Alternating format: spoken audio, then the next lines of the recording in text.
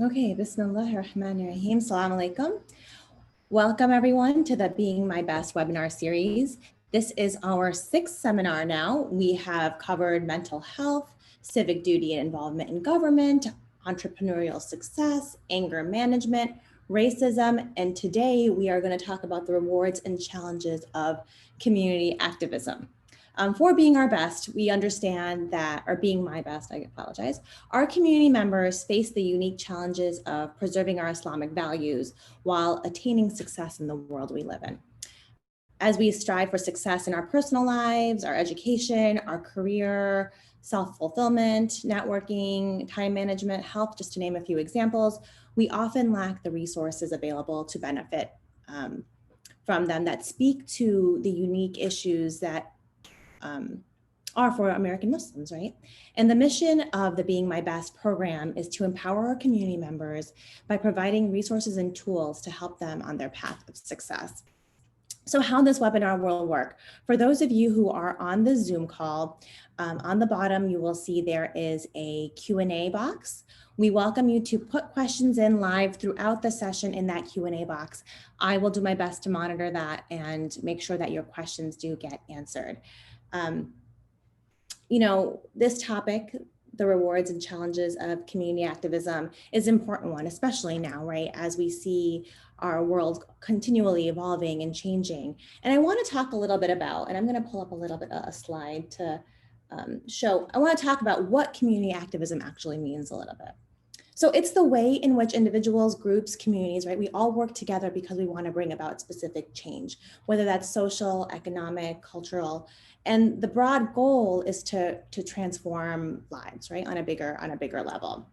And individuals who are these activists, they engage in collaborative, focused ways to remove these barriers, whatever they may be.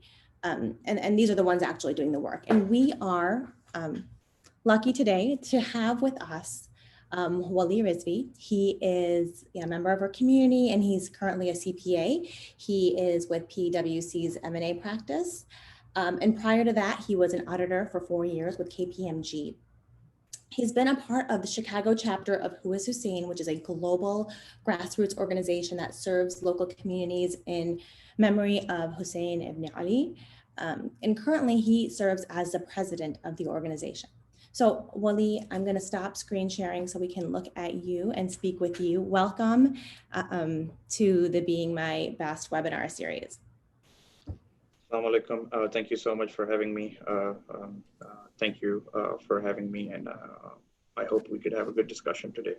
I think we will. We are looking forward to learning so much from you. So let's kind of start, you know, from the beginning a little bit. We want people who are on this seminar who are watching today to learn a little bit about being involved in our community and the importance of strengthening the arms of those around us, right? So let's go all the way back to what kind of motivated you to get started in addressing anything. So to go back and talk about my motivation, to understand my motivation, I'd have to talk about my background. And I was raised in United Arab Emirates, which is close to Dubai, what most people have heard. In my formative years, in my teenage years, what I saw was, even though Dubai is a great tourist destination and whatnot, being a Shia Muslim is not that great. And as I was growing up, I was exposed to situations where some of the very basic things that you do as a Shia Muslims were like regulated, not allowed, prohibited, so on and so forth.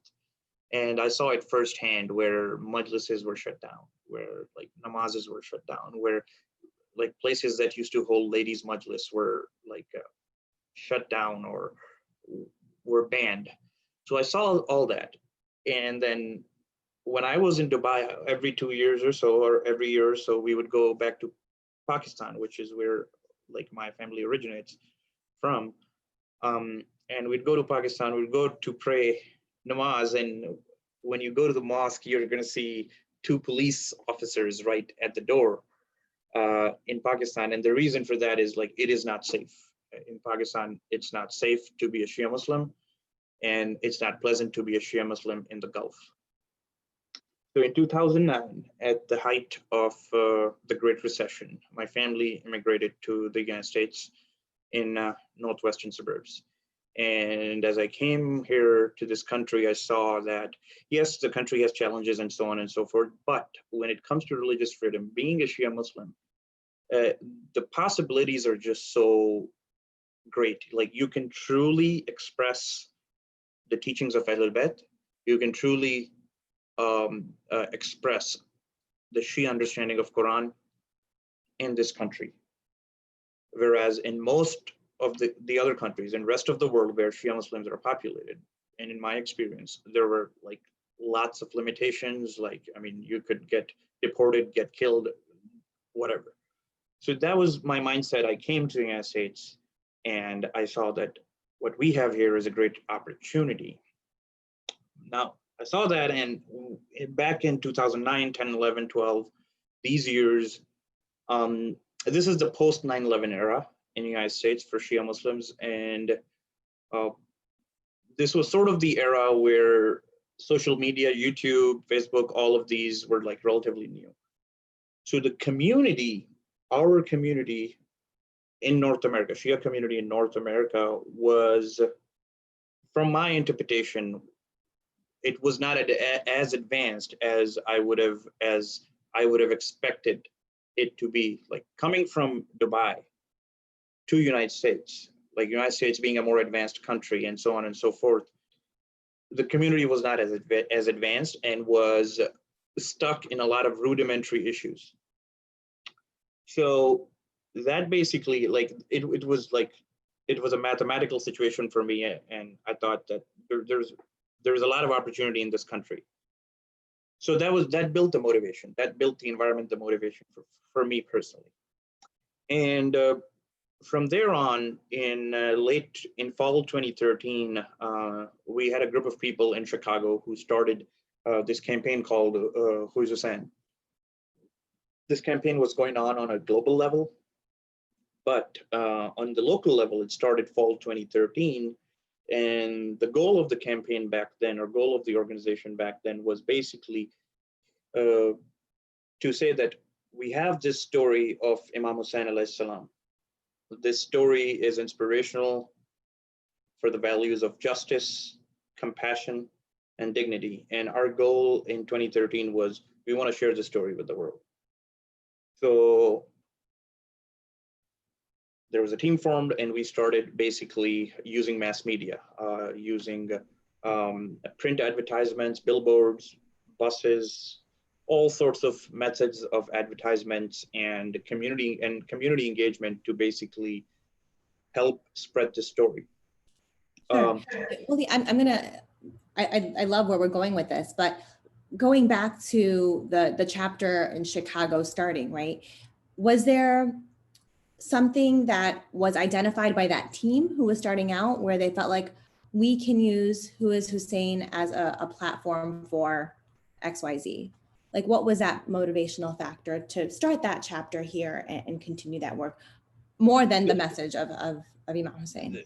The motivational factor was basically to really, the most motivation was to propagate the story of propagate the story.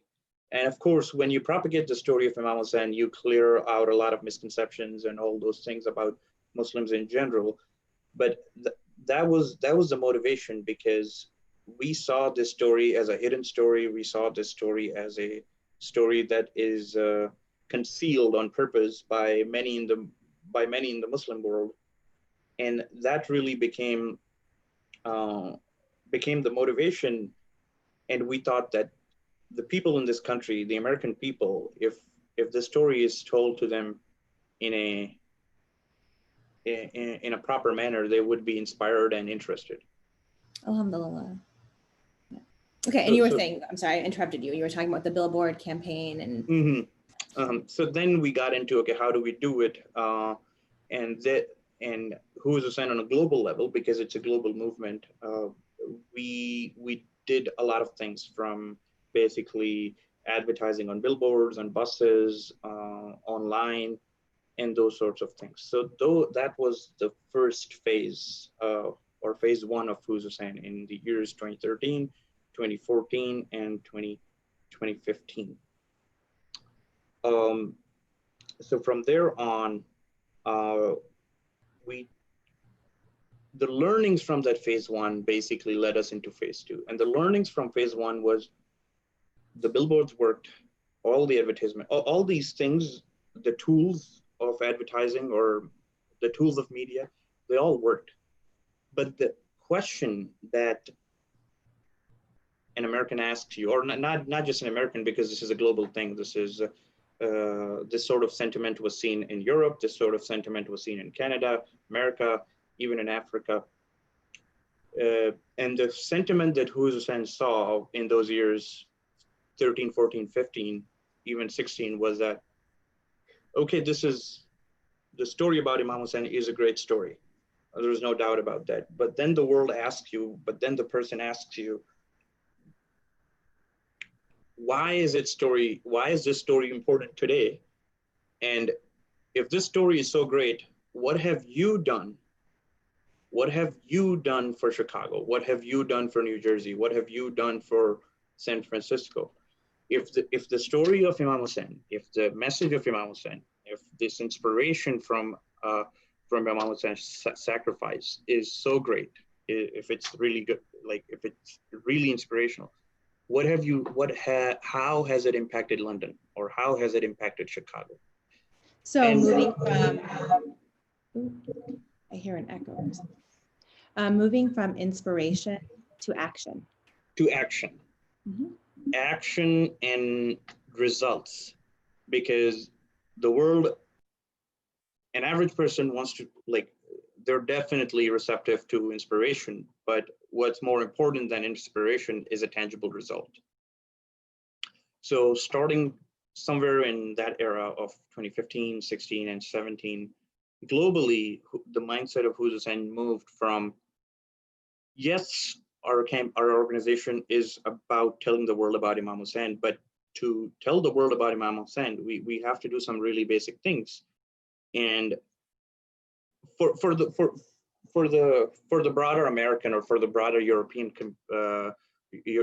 community, right? That thing, one of the things that's very high, and for us as well, is the service towards the local community. What have we done with the inspiration of Imam Hussein for the people of Chicago, for the people of New York, for the people of New Jersey?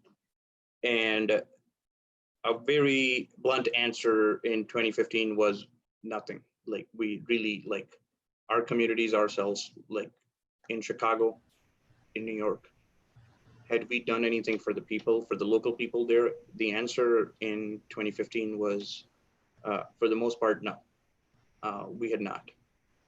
So the direction of our organization changed a little bit, and it became service oriented. And from there on, so 2015, fast forward to 2020, on a national level, and as well as on a Chicago level, we've had some success in terms of providing services or serving the local community in Chicago. Not as much as we would want, but still a little bit. We've had some success. And if you all would have seen some of our that mindset in 2015 basically resulted in a few big projects that we initiated. One project that some of you may have seen or heard is that on an annual basis, we donate supplies to some of the struggling schools in Chicago. We also used to do a monthly soup kitchen, or twice a month soup kitchen, before the pandemic hit. And last year, we also started an annual free dental clinic. These were the three things: helping the schools, helping the hungry, and then helping people with health. So education, hunger, and health. Those were the three tenets, and we've pursued these three tenets for the last about 3 to 4 years. and then the pandemic hit. So if with that, Hina, if we could present the pre-pandemic slide, if Of course, let me pull that up for everybody so you can see it. Just give me a second.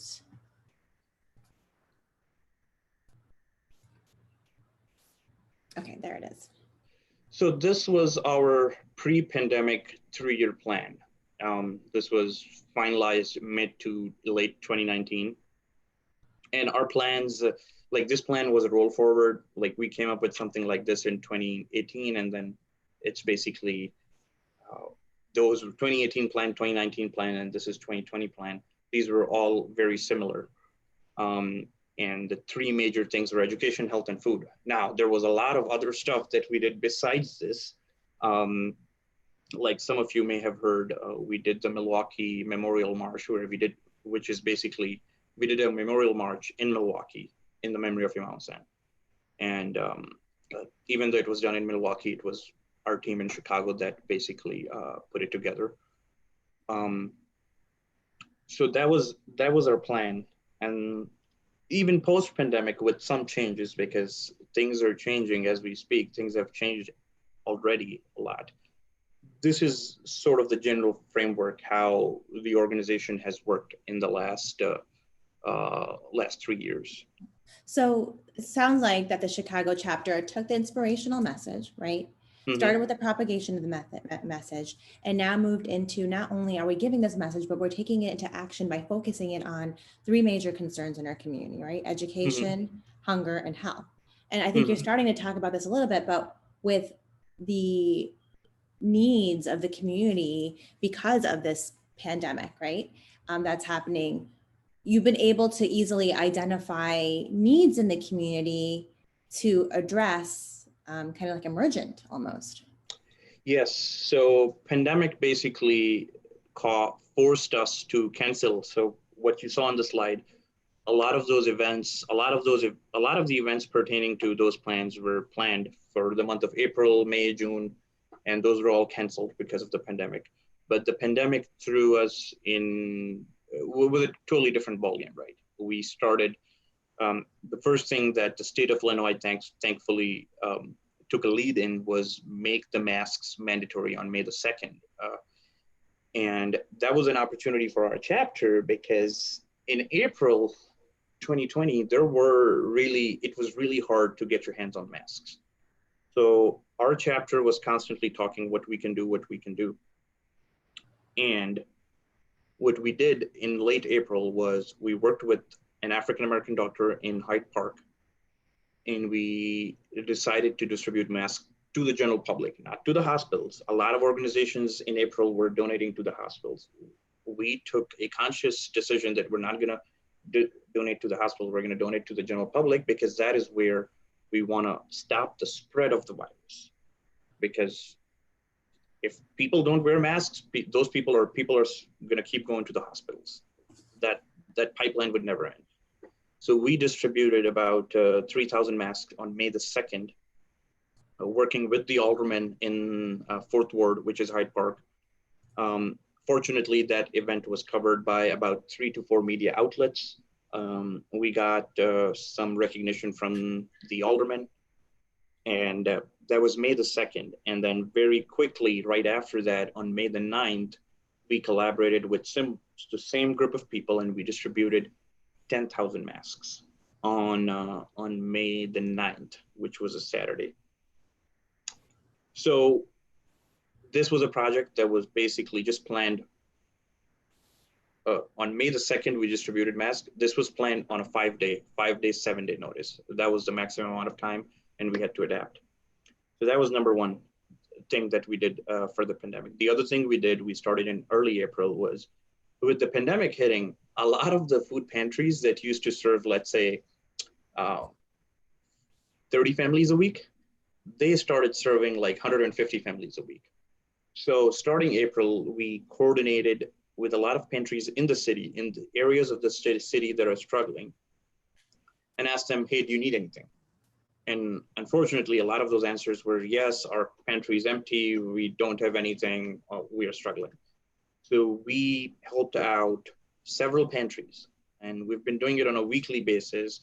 It has been going on since beginning of April, and actually even last week we helped out. Last week we helped out in a pantry in Elgin. But since the beginning of April up till now, every week or every other week, we've been helping out different pantries in the city of Chicago. For one reason or the other were overcapacity, too much need, too few resources, where we went in and we helped them. And when we help these pantries, what we're essentially doing is, sure, we're helping the people, but we're also, if you look at it from a broader perspective, if we go and help a church in Inglewood, which we did, it is shaping their experience of the Muslims. It is shaping their experience of who Hussein ibn Ali is. And our hope is that if we follow this path, if we follow this path of service, that someday in future, this is the sort of things that Hussein ibn Ali would be associated with by the people of Chicago, by the average Chicagoan. So long story short, two major responses to pandemic, the masks and the groceries. And the groceries initiative is still going on and will be going on for another 2 to 3 months. And I'm gonna take a minute to plug a little collaboration that Who is Hussein and Baitul Ilm is doing with a social justice challenge. We just completed week 1, which Wally spoke about briefly, where the community helped us gather food, emergency food for Elgin. This week, we are working with another organization as well. You should receive something in your inboxes and also on Baitul Ilm's Facebook page, so take a look. And that's another way that you all can get involved as well. But we will carry on with the discussion. So we've talked about, the way Who is Hussein pivoted, Chicago chapter pivoted to meet these needs, how you were able to respond to these emergency things. So should we kind of step back and speak about activism in general and being a part of this organization or being a volunteer or an activist yourself? Yes, so the broader question is, right, because Who's Hussein is not the only organization that, we're a very small organization. There is a lot to do. There are already a lot of organizations that are doing great work that need help, a lot of Shia organizations. And there are areas for new organizations where there are needs that are not being addressed. So it is our people who have to fill these needs, right? Whether it's existing organizations or new organizations, it is our people who have to address these needs. So before we go into a slide, what I wanted to articulate here is that our organization is service-based. So when we do service, yes, that's the number one thing, right? But then you ask, okay, we're doing service. What is in it for me other than service, right? Okay, I'm providing a service. What is in it for me other than service? I'll give you an example. The mask example that I gave just right now, on May the 9th, where we distributed 10,000 masks, there was a business who sponsored 5,000 out of those 10,000 masks. This was actually a Shia business. Next Gen Metal Roofing. It's a Shia business in St. Louis. It's not a Chicago business. It's a St. Louis business. It's a friend of mine. He sponsored 5,000 masks, and those masks costed a lot in April and May. Fast forward 2 months from May the 9th to July the 18th, this friend of mine who owns Next Gen Metal Roofing is very close to signing a business deal with one of the doctors that we worked with over there. So another way of saying it is that these types of initiatives in helping the community, sure, that is your number one goal, but there are unintended good consequences that come out of it. One of them are business related. Like if you get involved in a business capacity, that's one thing. And I just mentioned an example. The other example is political. A lot of times in our lives, we need political power or we need exposure to political people. When we did this mask initiative, our team was directly exposed, or we got an opportunity to collaborate and work with 2 aldermen in the city of Chicago.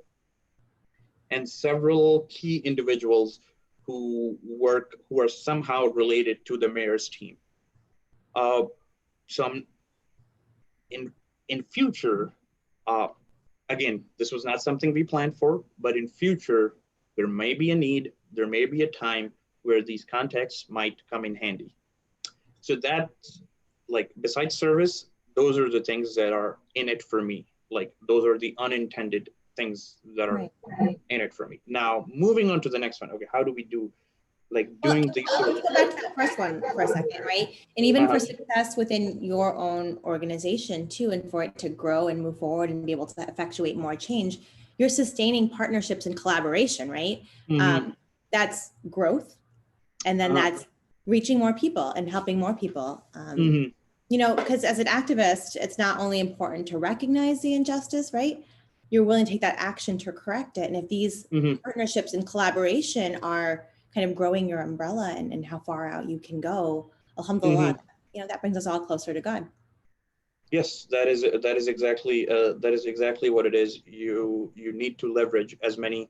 You need to build partnerships wherever you can. That's exactly what it is. And as we get into the other, the more tangible ways, I want to remind those of you who are on Zoom, there is a little Q&A box on the bottom. Please go ahead and ask any questions you may have for either Wali or myself, and we'll make sure we get to them before we conclude this. So Wali, should we put up that next slide about staying active, or did you want to speak a little bit more on the partnership? On partnerships, I just wanted to give an update. And that update is that from our chapter perspective, we are working with a series of partnerships, which some of them may or may not realize, but we're working with other organizations in the inner city where we could basically join hands and deliver a better outcome for the people who, for the same students that we used to help, like by joining hands with other organizations.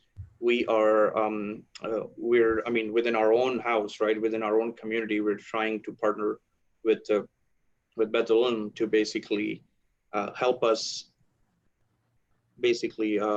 ramp up our grocery initiative, where we're helping different pantries on a weekly or bi-weekly basis. So those are the sort of partnerships we are trying to work on, and hopefully we can deliver a better outcome with these partnerships.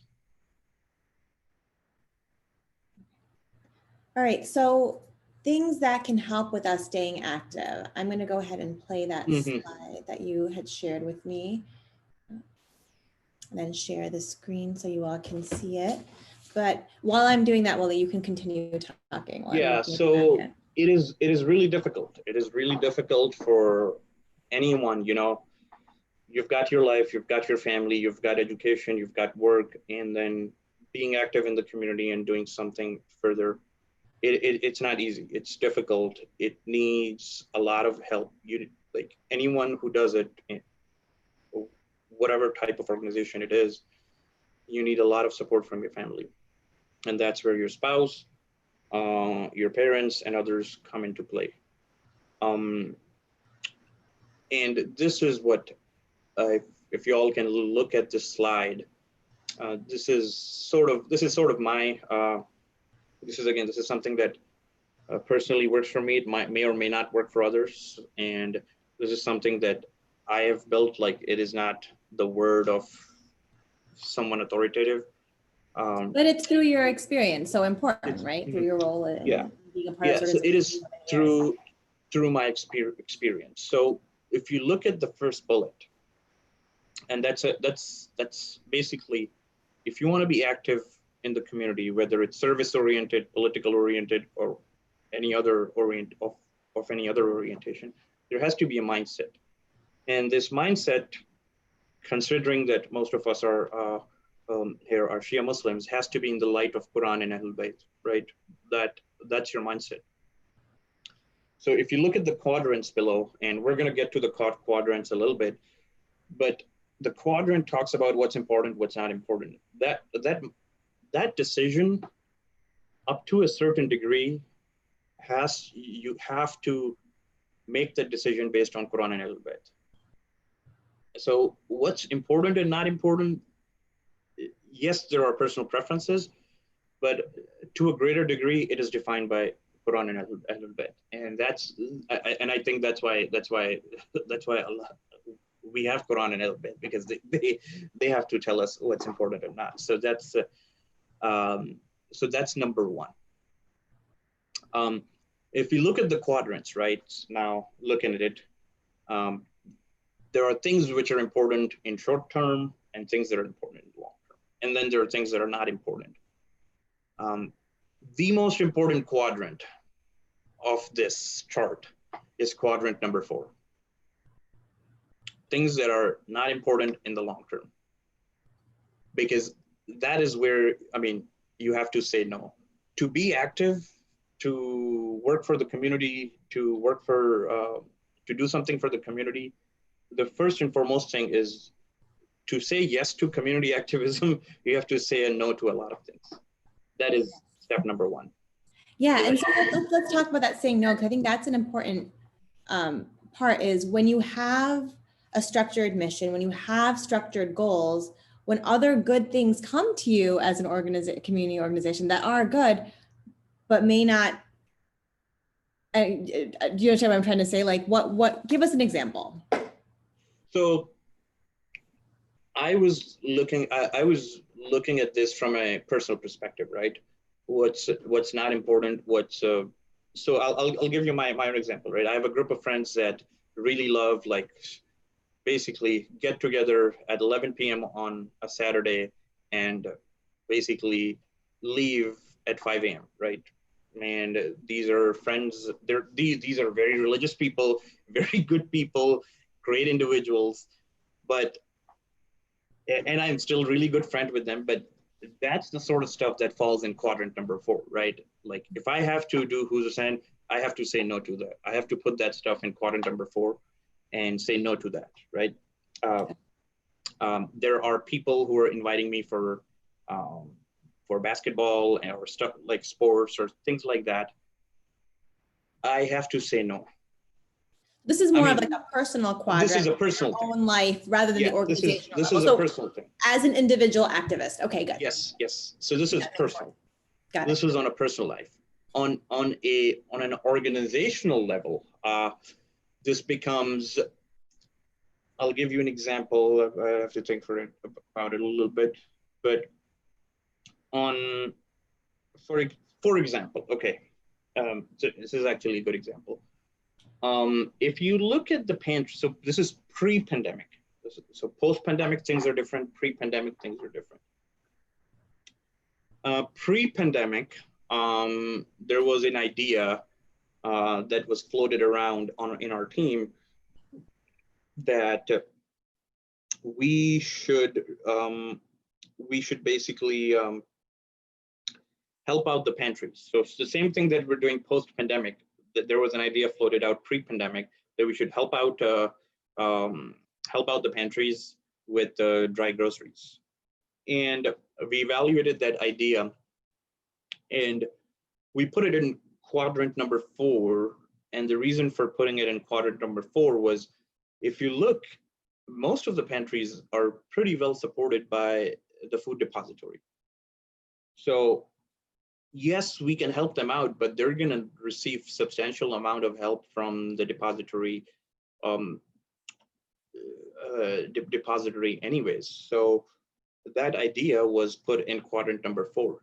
Now, post-pandemic, that has changed, because even the food depository, Chicago Food Depository, has a lot of limitations on their resources. But that was just an example of on an organizational level. This quadrant is more so of on a personal level. Like, if you want to stay active, this is the sort of things that people do already follow this in a very, what do you call, subconscious, unconscious manner. Yeah.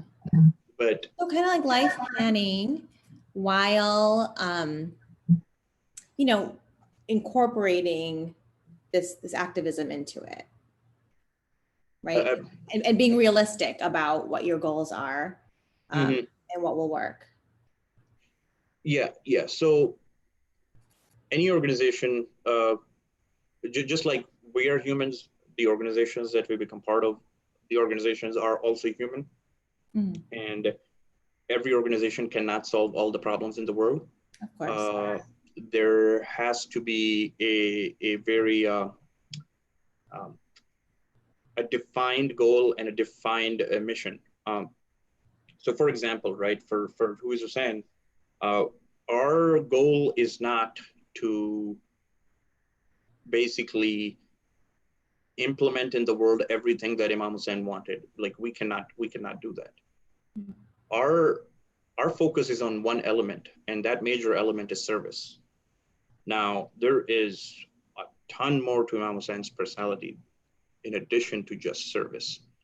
But our organization mostly focuses on that because the reason for that is just like all of us are human, our teams, our organization is also human. If we go to accomplish everything, we may not accomplish even one thing. So for that matter, we're focused on service. Alhamdulillah. So now this piece on agility and sacrifice.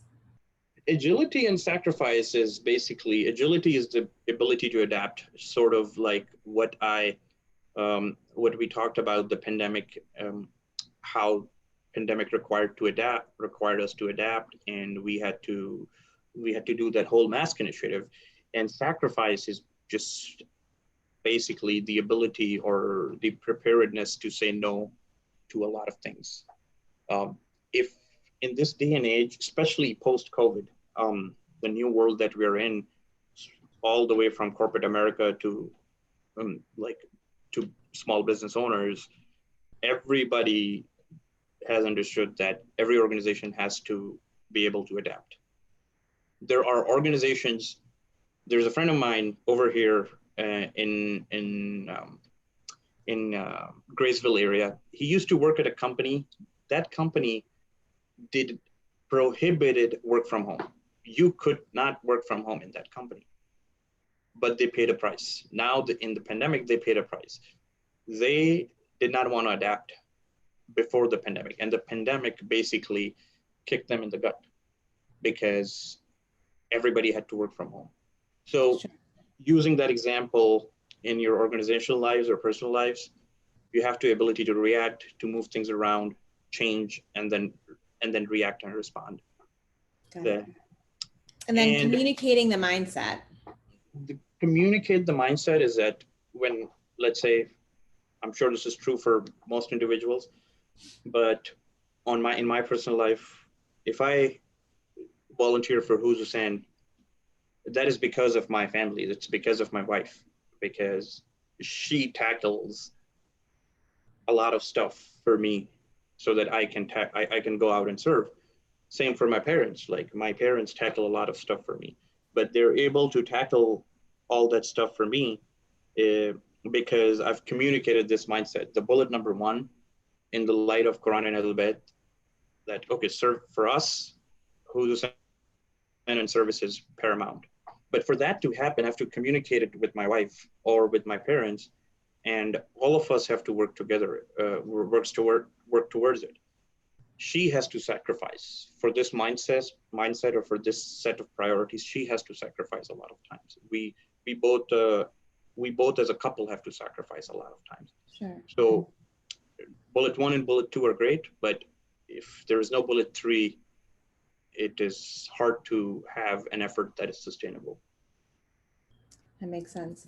So I am going to move on to some questions that we have from our listeners. And the one question here is, the more people involved, the less is the burden on one person. So what's the best way to motivate people to become involved? What's the best way to motivate people? I'm sorry. To become involved, to take part in these active efforts. The best way to motivate people is to make people realize that look, uh, and not everybody is going to be able to understand this or look at things this way, but what has worked for me or Akil and others who are on our team is that look, most of us, most of us in the society, we went to some sort of school. We're doing some sort of a job or doing something for ourselves, right? And that's how most of our life will be spent, right? And if that is what's going to define your life, like, I think that's sort of an injustice. Like, you have to, your life has to be something more than just your school and work, right? And you're something more than your school, work, and family. And you have to basically serve a purpose higher than just school, work, and family. And that's the motivation. That's a motivational, I would say, concept that has worked for myself and my immediate team. And if that story does not work, then maybe there are people who are dealing with just work, family, and work, family, and education. And those three things are not working out. So for some people, it might not be the right time to be active in the community because they're working on those three, like, really basic things. For someone, maybe a job is like, someone doesn't have a job. I mean, they're not going to be able to be active in the community. Someone has family issues, or someone has issues with education, or someone is going through their residency, or things like that. We've all been through those phases. So in those phases of life, it is okay not to be active in the community. But once you're through those phases, you really have to think about that. Okay, what is the higher purpose? So that was yeah. And like you were mentioning before, that whole support system piece, right? So maybe you're not the one actively out there doing the work, but maybe you are serving a key role in the support system for someone else to get that work done. Yeah, exactly. And so for my support system, it's my wife and my parents, right? Um, uh, for Akil, who's on my team, or for Mohammed on my team, that support system might be different. So even though I'm outside doing something, and my wife is tackling everything else, like, she's equally involved in that initiative. Yeah. She's an equal partner, or my parents are, they're equal, or if not equal, more than equal partners, because they enable me, or they enable a team member of ours to basically do the work that we do to serve the people. Yeah, so I have another question here that I think some people who are on YouTube are sending questions in via text. One of the questions here is, if I have young children and I want to create service in their life, what's a good way to get started? I'm going to quickly answer that briefly with one great way to get started. I'm going to plug it once again, is we do have the social justice challenge happening right now with Baitul. And a part of that challenge, we really wanted to get families together to start doing service. And when we're doing these food collections, doing a neighborhood food drive where you set up a box on your front porch. And we even have a sample letter for you to give out to your neighbors, and you can collect on your front porch and make your kids feel good about, like, hey, look at how many boxes we've collected. And then taking them to the masjid for that. And there's, a lot of ways within your community. So I have 3 kids, one's at elementary level, one at the middle school level, and one at the high school level. So sometimes you have to be creative, right? And but a big thing is, if they see you as parents involved in activism and service, there's no better thing than role modeling that behavior, right? We are on this world for a short time, my friends. And what we do with that time really matters, and how that affects those who are watching us. And our biggest fan club, for those of you who have children, I know, Wally, you just welcomed a new child into your lives. These kids are going to see those efforts and see what you're doing and what you're putting out there. And it's naturally going to kind of flow down to them. And you can answer that question too. I'm just going to repeat what Hina said. Upcoming, today's 18th. Over the next week, we're collecting dry food items in Bethlehem and others as well. There's a flyer out there. So for this upcoming week, let's just talk about this week. And have your kids go to Walmart or Costco, have them purchase, have them pay for the stuff that they want to donate themselves, and bring it over and drop it off. And that way, that's that way they'll feel involved, and they will feel they're doing something themselves. Yeah, and those of you who, because of the pandemic, may not be going out, curbside pickup or home delivery, the groceries you think, put out flyers in your neighbor's mailbox. Just put a box on your front doorstep and see, and your kids are, interacting with the neighbors in a safe way as well. Mm-hmm. And if this week does not work, we will be doing this for through the next We're going month. to have so many challenges, but try to participate every week if you can, and the ones you can't, that's fine too. But I think it's this is a nice way to kind of get your feet wet in activism. I think it's a nice entry level way to get involved. I actually have another question saying, being an older member of the community, not knowing where I can get involved. I think might be similar answers to what we're saying now, but I know I can give an example of my own mother. So she lives on the East Coast, and she's working super part-time right now, but she keeps wanting this desire to give back and do more than just volunteering at the masjid. She wants to go out to the greater community. So we had to kind of, figure out like, what is it that you want to do? What is your skill set? How can you make an impact? And my mother, alhamdulillah, is an amazing cook, right? She's been blessed with, no matter what her hands touch in a pot, it comes out magical. So we took those skills to use and looked at local soup kitchens and places that provide service where she could actually prepare those trays at home and take them to, or have somebody even pick them up and take them to people who needed food. So kind of understanding like, what is it that you enjoy doing? What is it that you feel you can have a good impact on? And looking for those organizations who could use that skill set is one of the suggestions I have. Mm-hmm. I was just going to say around the same concept. If you're good at if you're good at like designing flyers or graphic designing, or if you're good at like legal paperwork, so like tax returns or like bylaws and stuff, like doing stuff like things like that, that is those are the type of skills that are like any organization needs every day.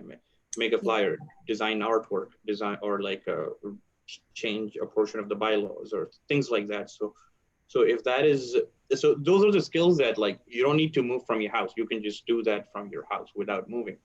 So those are really the easier ones. But more than that, there are definitely other opportunities, and we always need help. So you could reach out to us at our email address, chicago@huzusend.org, and we can talk about specific items, but those were some of the common ones. I think that applies to some of our younger people too, our high school and college level kids who are looking for ways to give back. Because I run a nonprofit organization as well, I can tell you all those skills that Willie just mentioned. If there's any organization whose mission you're interested in, and you just kind of reach out and say, I want to volunteer and here's what I'm capable of doing. Every nonprofit is struggling, needs that manpower, needs that to build up their community, and they would probably welcome you with open arms. And it looks good on your resume as an internship too, or a volunteer service. So that's what you can get out of it. Like this can help give you experience and the skills you need to, for whatever your plans are later in life. Or if there's any other questions, we can put it in the chat box or in the Q&A box. We talked about a lot of the rewards, right? The reward of things coming to you, right? And also like that warm fuzzy feeling you get and that closeness to God and that Ahlul Bayt.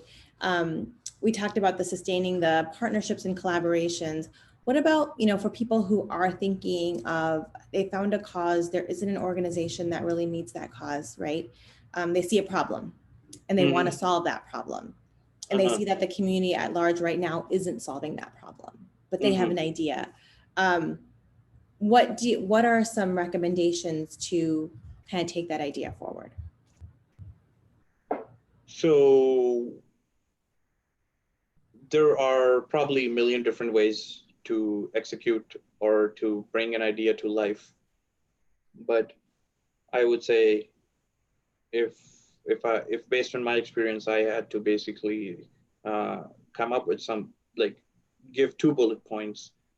Number one would be, first would be, if you have an idea, you think there is a need which is not being met, then you probably need 2 other really strong individuals that buy into your idea.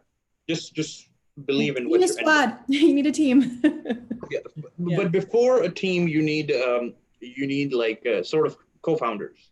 You need people who just believe in you and are ready to work. So not more. So the team comes after it. I think so. You're one, and then maybe 1 or 2 others who are really strong believers in the idea. Okay. Then once you have a cohort of 2 or 3 people, you've got your core together. Then the next step, instead of and this is a personal view of mine. The next step, instead of trying to perfect something that you're doing, you should just execute something even if it comes out wrong. So in the startup world, this is called get out an MVP. So if you wait for the perfect product or for the perfect execution of an event or a service, it may happen, but it may take time, and as time passes by, motivation basically rusts out or motivation goes down. So get a few people together and then do something. And to do something, you might need some like immediate like funds or immediate help, and you could get that help from one way or the other. But if this like immediate thing that you try to do, whether it's an event, whether it's, I don't know what it is, if it works out, great. If it does not work out, you've got a few learnings. Yeah, you can learn from those mistakes and experiences and tweak. I mean, I can tell the story of, even how the organization I'm involved with, Pro Bono Network, how we got involved. It was really, truly a conversation between 2 attorneys who, both of us were involved in another organization, and we saw a need that wasn't being met. And we had this idea, and all it took was for her to send out an email on a listserv saying, hey, anybody else want to help solve this problem? And literally the organization started with 8 people or 10 people around a kitchen table, right? Mm-hmm. Who felt similarly situated. And we just thought, hey, this small group of us can get together and volunteer and fix this problem. And then fast forward a few years later, we're a 501c3.